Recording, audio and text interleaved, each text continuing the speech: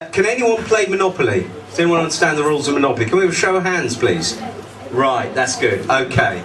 So, Monopoly is still the world's #1 board game, strangely enough. I've always preferred Twister myself.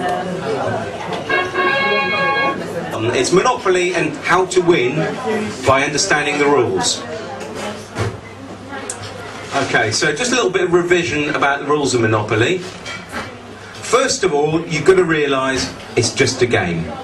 Okay, so when you lose, I do know people that actually get quite upset when they're playing Monopoly, but it's supposed to be just a game, so when you do start losing, there's no point getting upset by it. You need a token to play the game. As I say, unlike Twister, where you actually get on the board and play it yourself, there's not enough room on the Monopoly board, so you need a token to play. More about that in a bit. The currency used is just totally worthless paper. I've actually got PDF files for anyone that wants some more Monopoly money. And the object of the game is to bankrupt all opponents. So once you realise it's a game, and that's what the object is, then don't take it personally when they're trying to get the money off you. To win, obviously you need to know all the rules. We'll be looking at some of the rules about playing the global financial system in a minute. So, to start off with, it's just a game. No point getting upset if obviously you start losing. Their plan is to take you for every penny you've got. Once you actually learn to know once you actually learn the rules, your plan is then to stop them.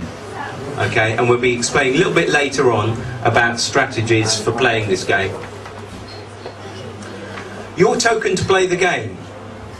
Right, so the token in Monopoly, that's my favourite one, it's always the racing car. Yeah. But you've also got the shoe, you've got an iron, you've got a few other sort of tokens. Does anyone know what we'll do? Ship. You got a ship? Yeah, the old battleship. Right, you also need a token to play the game, to play the global financial system or the global commerce system. Now, has anyone got any credit cards on them? Yep. Right, could I ask if anyone got a credit card on them to take them out for a moment, please? I'll just get the machine to swipe. If you hand them all to me, no, hold on to them. I'll get mine out as well. I'm swapping all of them. We'll play who's got the most, shall we? No, we won't do that.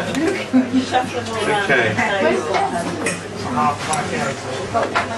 Something you'll notice about your credit cards, or your debit cards, or your driving licence, but not your cooperative card, but all the other cards, the driving licence even, God. You'll notice that the name's in capital uppercase, capital letters. Has anyone got a credit card or a debit card where their name is in title case? That's the first letter capitalised and the rest lowercase. Sorry? I have, but it's not with me. It's not with you. Are you sure? Yeah. Right, I'd like to see that one.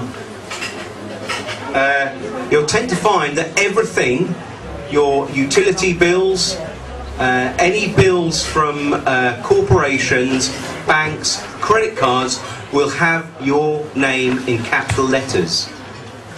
Your name in capital letters isn't you. That's your token to play the game. Okay? Right, so now if you look in Black's Law Dictionary, and this is about as serious as we go into commercial law. However, you've got to understand this. Black's Law Dictionary, revised 1968, cited as legal authority in many Supreme Court cases, provides a definition as follows. For capitis I never did Latin at school, I went to grammar school unfortunately. Capitis diminutio, meaning the diminution of status through the use of capitalisation in Roman law. And our law basically comes from Greco-Roman. A diminishing or abridgment of personality, a loss or curtailment of a man's status, or aggregate of legal attributes and qualifications. To carry on, capitis diminutio Dimitio Maxima, Dimitio. which is your name all in uppercase, meaning a maximum loss of status through the use of capitalisation. It's quite interesting. It's not because they haven't got the fonts to make the credit card machines. It actually means something in law, despite most barristers being unaware of this. So, in full, your name in full capitals is the highest or most comprehensive loss of status. This occurs when a man's condition was changed from one of freedom to one of bondage. When he became a slave, it swept away all rights of citizenship and family rights. That is your name in capital letters. However, it is only a token to play the global commerce game. And it is a game, so it's just like that's your little ship, or your shoe, or your boat, whatever. It's not real, it's just a game. And we'll be and I'll explain how to actually get over that. Sorry? That's from Black's Law Dictionary, that quote is, yeah. It's also known as the straw man. I should be following my notes here, really, but I'm trying to do that. It's also known as the straw man. It's a government-created legal fiction.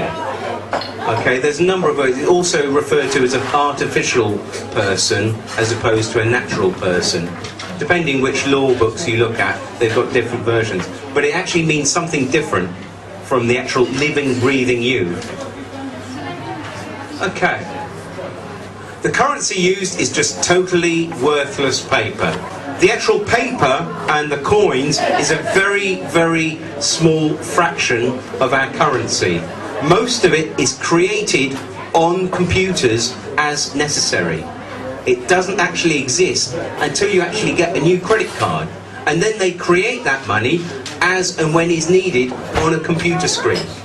At one time, a pound meant a pound of silver in the UK. That's why we have sterling.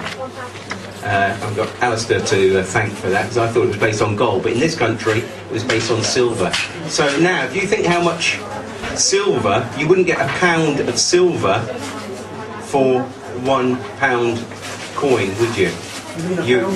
You'd be lucky to get any. Talking about a pound and get weight. Originally, a pound, as in a pound note, was your receipt for a pound of sterling silver.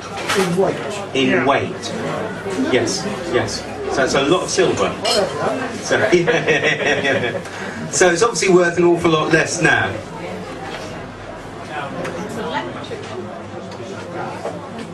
Right. Now we've just got a little interview. This is Aaron Russo, who unfortunately died last year. He's a Hollywood producer. He actually directed the film Freedom to Fascism, and he's interviewing a guy called Ron Paul. Ron Paul is a presidential candidate who is still in the running for presidential, for the 2008 American presidency. He's spent 10 years as a congressman and working on basically economics forums. So he knows a little bit about the Federal Reserve. Now, I know we're looking at the Federal Reserve here. It's exactly the same as the Bank of England.